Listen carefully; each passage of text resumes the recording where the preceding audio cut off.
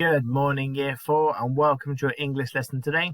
Today, we're learning to use front adverbial phrases again. Now, you're probably thinking, oh, come on, Mr. Alloway, we've learned front adverbial phrases before. Well, yes, you have, but they're used in every single piece of writing. So we're going to be looking at them today because they're really effective in information text. I'm going to give you a whole load of examples of front adverbial phrases today that you can use in your writing and then be using later on in your writing throughout the weeks. I have broken down the different types of front adverbial phrases into different categories. They've all been color coordinated, so they should be able to help you out with them today. So if you remember, before we move on, a fronted adverbial phrase is an extra piece of information we put at the beginning of the sentence that adds more information to the main clause of the sentence. It's a phrase. It doesn't necessarily make sense on its own. It's adding that extra information to the main clause of the sentence. So let's have a look at a couple of examples. Here we've just got some basic sentence openings, which are a combination of just phrases and adverbs. So fortunately, trees could not talk on Thursdays. You may have noticed here, actually, by the way, these facts are not true. I just made up some facts about trees. It was easier to make them up than it was to find lots of real facts. Incredibly, trees make fantastic firewood. Did you know that? Romans ate trees. An important thing is that trees were deadly. So if you look at these, look at the first one. Trees could not talk on Thursdays is the main clause. There's a fact. It could be on its own like that. Putting the fortunate in the beginning just makes that sentence a bit more interesting for the reader. The third one down, Romans ate trees, is the main clause. Did you know that? Romans ate trees just makes it a bit more interesting for the reader by adding that little bit of extra information at the front of the sentence. So there's just your basic sentence openers. The next ones I want to look at are conjunctions. Now, we've looked at these before. I've not used them all here. I've only used although and if. So the first one, although trees were deadly, many foolish people tried to eat them with hot sauce. So the main clause there is many foolish people tried to eat them with hot sauce. The phrase is although trees were deadly. Now, if you remember, when we put a conjunction at the beginning, that's because we swapped around the clause in the sentence. Before, it would have been many foolish people tried to eat them with hot sauce, although trees were deadly.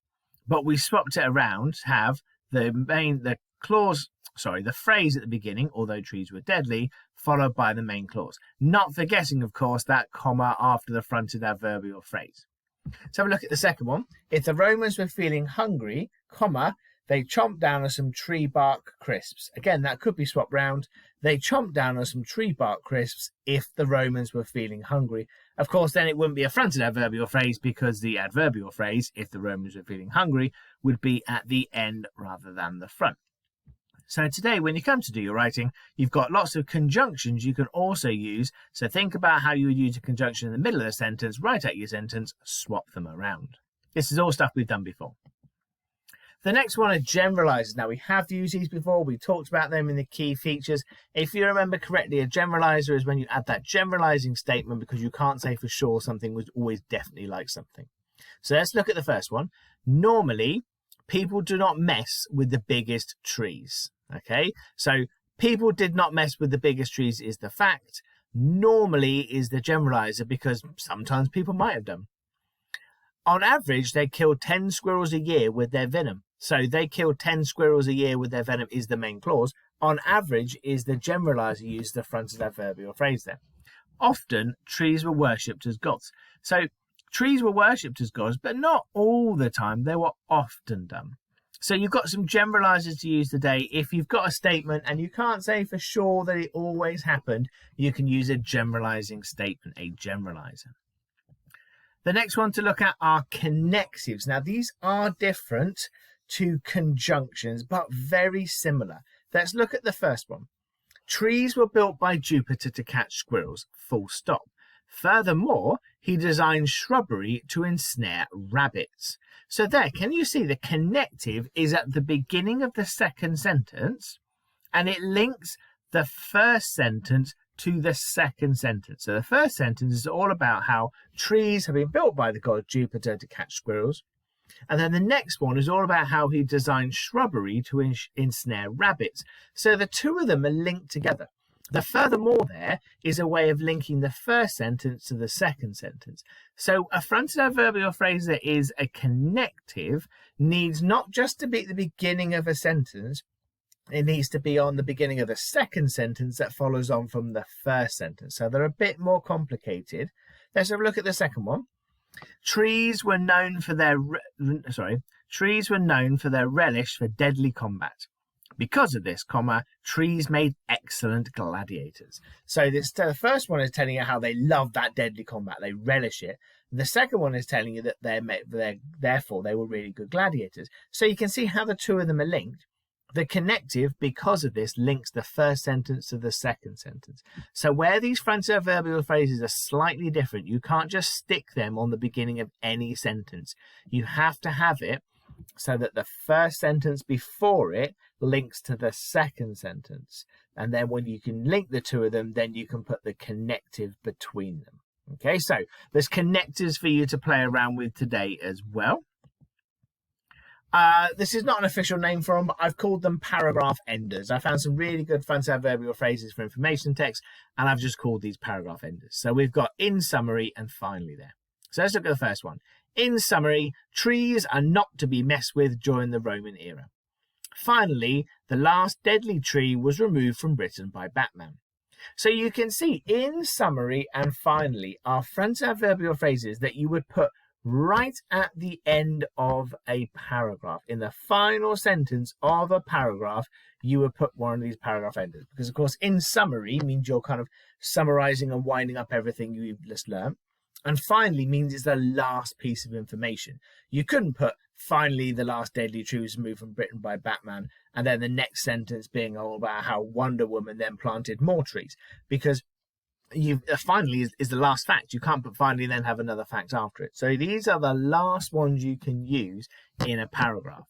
So when you come to do your writing, please don't just look through and go, oh, I like the look of the word finally, and stick it somewhere in the middle of a paragraph. This is a paragraph ending fronted adverbial phrase. Okay, so there was a brief introduction to the different types of fronted adverbial phrases. The first one I said was interesting sentence openers. These were just a mixture of phrases and adverbs that just make that sentence a little bit more interesting for the reader to listen to or read. The second one, it says to use conjunction sentence openers. These are the ones where you can swap around the main clause and the phrase, the words like although and if. You could use those as fronted adverbial phrases. To use a generalizer sentence opener, so this is those ones like normally, often. They're ones where they give a generalizing statement. You put them at the beginning of the sentence. To use connective sentence openers, those were the slightly trickier ones like furthermore, where you had to have one sentence linked to the next sentence with a connective at the beginning of the second sentence. So if the first sentence was all about, for example, why trees are deadly, and the second sentence was about the venom they have, you could link the two of them because they're all both being about deadly trees with that connection, like connective, something like furthermore. And the last ones were the paragraph ending sentence openers. Finally, in summary, ones to be used at the end, not ones to be used smack bang in the middle of them. Okay, so we have done lots of work on fronted adverbial phrases before, which is why I haven't necessarily gone into too much detail. We just need to remember today that it will make our sentences more interesting for the reader, and we can link those sentences together by putting them at the beginning of sentences to add that extra information. Don't forget the comma, though, after your fronted adverbial phrases. Just to throw a spanner in the works, not all of them do need a comma, but most of them will need a comma. When you come to put them in, think carefully. Does this sound like it needs a quick pause afterwards? Does it mark me out as a fronted adverbial phrase? But think very carefully about your punctuation. I've deliberately, just to annoy you, chucked in a couple there that don't necessarily need a comma, but please really focus on making sure you're putting those phrases in with the commas.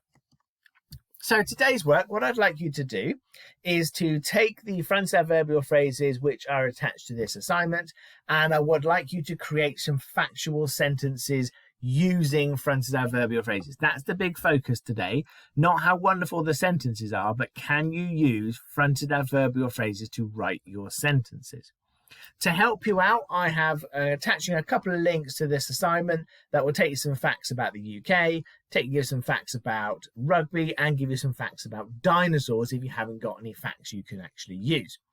They are just websites you can look at, pull out the facts from those, and then rewrite them using your fronted adverbial phrases. However, you don't have to use those 3 websites. If you can think of lots and lots of facts about something completely different, I don't know, maybe it's ballet, maybe it's football, maybe it's your family, maybe it's different types of badgers that live under your bed, whatever those facts you know lots about, you can use them today. Those websites are just there to help you with thinking, I don't know anything about anything.